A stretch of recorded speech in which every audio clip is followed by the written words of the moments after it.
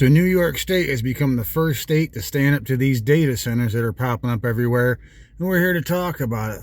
But first, if you don't mind, pop on over to the channel, hit the subscribe button, really helps out, and I'd appreciate it. So with AI taking over everything, I mean, it's literally in computers, your cell phone, it's running plants, it's everywhere in the world today, and unfortunately, it's not going anywhere. One of the big side effects of this are these huge data centers that have come under fire recently for a lot of the problems and issues they're causing with the environment. You know, there are these huge buildings that take up a massive footprint on a big chunk of land. They're buying up big chunks of land. They're building these enormous centers that take a lot of production, a lot of materials, and a lot of energy and effort to make these big buildings. And then once they're done, they cause a huge load on the electric grid, which is overloading a lot of grids, and in some cases causing the communities around them to tell their residents and even other businesses to reduce some of their electrical use to help ease the load. On top of that, they use millions of gallons of water. I mean, it takes a lot of water to cool these things down. So in areas that are, plagued with drought or generally dry, it can be pretty tough on the water system to intake this much water to help cool these things. And then there's the water that comes out. It's poisoning the ground. It's making people's drinking water as black as sewer water. And that's a pretty big issue. But, what are they going to do about it? Well, New York has an idea.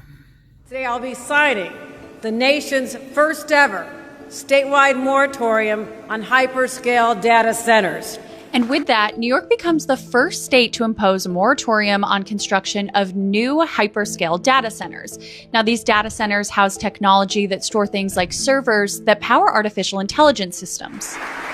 This pause will remain in place for up to 1 year, while New York establishes the strongest possible framework to protect our communities, guardrails to reduce the risk to our energy grid, minimize land disruption, noise pollution, and protect our natural resources. Governor Hochul explained that her administration is exploring having data centers pay into a larger fund to support the state's energy grid, and that it will help lower costs for ratepayers.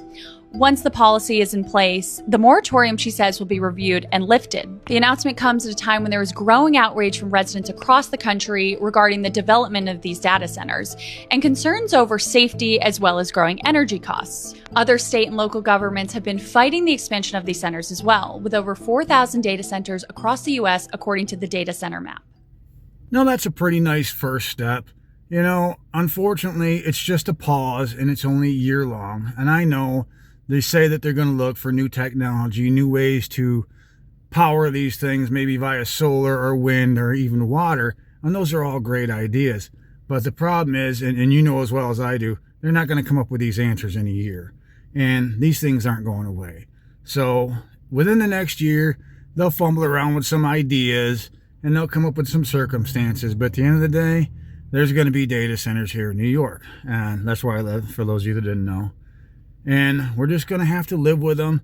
It's the industrial revolution of our age. Instead of popping up these huge factories pumping out smoke and smog into the world, we're going to have data centers poisoning the environment until we can come up with a better way to do it.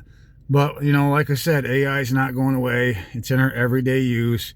Even if you don't actively go to an AI site and use it for something, it's still in everything you use. It's in your TV, it's in your bills, it's in the factories, it's in your phone. It's tied into everything. So where will it go into the future? Well, folks, just buckle up and we'll have to see.